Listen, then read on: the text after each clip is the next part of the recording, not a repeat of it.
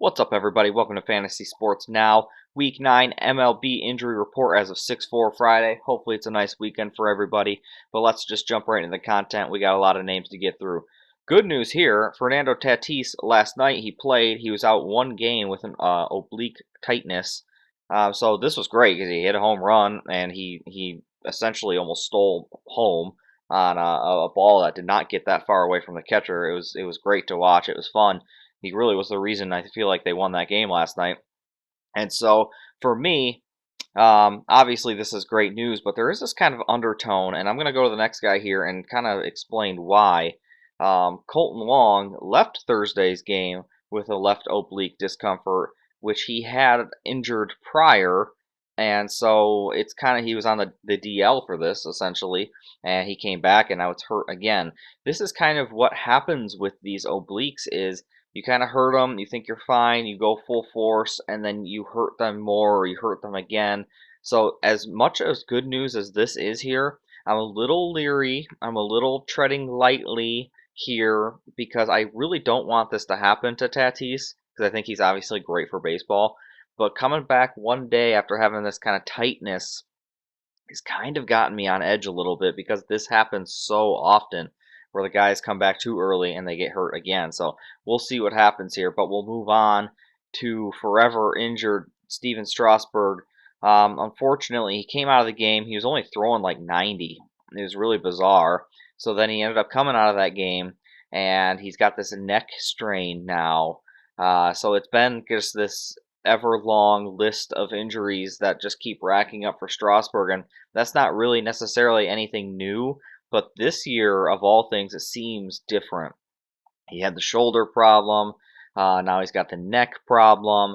These seem like significant, maybe career-threatening injuries, honestly, at this point. I just hope that we see Strasburg come back at some point in his career and have another good season or two. He's only 32, so I mean he should be able to have maybe a couple good seasons left. But man, he cannot stay on the field. And I think we obviously all knew this coming into the season. We just weren't expecting this ongoing. Well, now it's the wrist, now it's the shoulder, now it's the neck. Man, I hope him the best, but it's not looking good. And better news here, Kevin Gausman, he himself, we talked about it a little bit on Tuesday, he himself said that, hey, I'm going to pitch, which is usually a better sign than the coach, saying that, oh, yeah, he's going to pitch, or, some random reporter saying, oh, yeah, I think he's great. But Gausman, he himself said he's going to pitch, and it sounds like he is going to pitch. He's obviously a must start in all leagues, regardless of what happens. If he comes out of that start again, then it's not looking good, obviously, but you're going to start him if you have him. So it's good news, and obviously you want that start later in this week. Good news again here for Seattle. Kendall Graveman is coming back. It's kind of funny because Graveman was kind of taking that closer spot. I mean, he didn't officially take the closer role. Montero did have it, but it was interesting because Graveman was coming up. Montero was barely holding on. Graveman went on the COVID list, and then Montero pitched really well while he was on the COVID list. So this will be an interesting little battle that they have here. Personally, I expect Graveman to eventually take that job just because he's been so dominant. But Montero has looked equally as dominant over the last couple of weeks, so it will be fun to watch. Madison Bumgarner goes on the DL with pretty much the worst injury possible. Besides having like full-blown Tommy John, shoulders can be career enders. I'm not saying that's what's happening here, but I think of guys like Brandon Webb. If you're old enough to remember Brandon Webb, shoulder goes, career goes. Bumgarner's had so many injuries now that I just hope he's kind of like Strasburg. He's actually not that old, if I remember. He's 32, 33. I could be wrong. 34 at most. At most here. And so for me, it's like, man, he's got a lot of life left in him, but it just seems like his body is deteriorating. And some of that has to be, I don't know if you guys remember this, but Madison Bumgarner came out a couple of years ago where he was like riding in the rodeo and like doing all this like kind of like stuff on bulls and horses and stuff at the rodeo, and one of his injuries was like linked to that. It just seems like his body has gone through the ringer, and it's probably due partially, obviously, because he's a professional athlete, but partially because of whatever this rodeo stuff was. Go look it up. It was kind of interesting, and I like that he's able to live his life, do what you want to do with your life, but it's costing him now. I feel like, but who knows? Maybe he's still riding. Who knows? Modesty, we kind of talked about Tuesday. I wanted to give a little bit of an update, but unfortunately, there really isn't much of an update. He hasn't played since leaving Monday, so that's obviously not good. They're obviously hoping not to have to put him back on the IL, but we're getting to the point where it's at least going to be retroactive. So we'll have to see maybe next Tuesday if he actually plays this weekend or not. I hope him the best. I love him as a player. Great prospect, and that came up out of nowhere. Changed his name. It was fun. Good stuff. Andrew Vaughn goes on the IL for COVID, unfortunately. He is asymptomatic, which is great.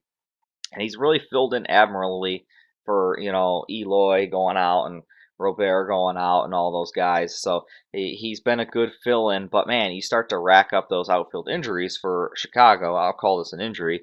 You're starting to lose a little bit of offensive punch. Now, I don't think they're going to have any problem.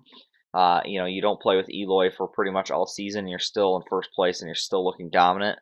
So I don't really anticipate them having much of an issue with Andrew Vaughn being out, but it is a blow. It is something that is unfortunate for them and for him, obviously. But he'll be back, and I think it's not like a long-term injury, so that's good.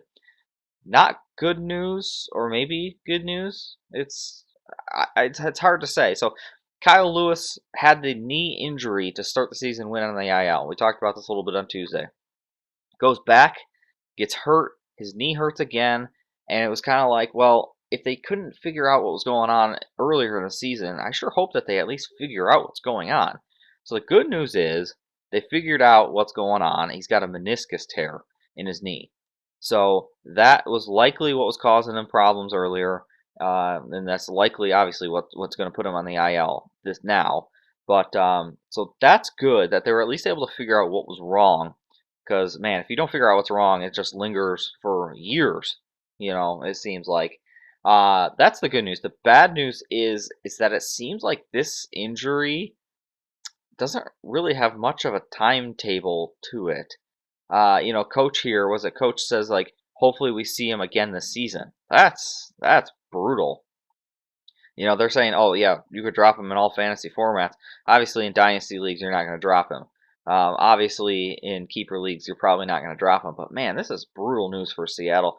A little bit of that punch out of that lineup really is not what Seattle needed here. So they get Graveman back. They lose Lewis probably for the season. After looking like Ken Griffey last year, you come back and have this kind of return. I say it really is unfortunate for him. So hopefully, hope for the best for him.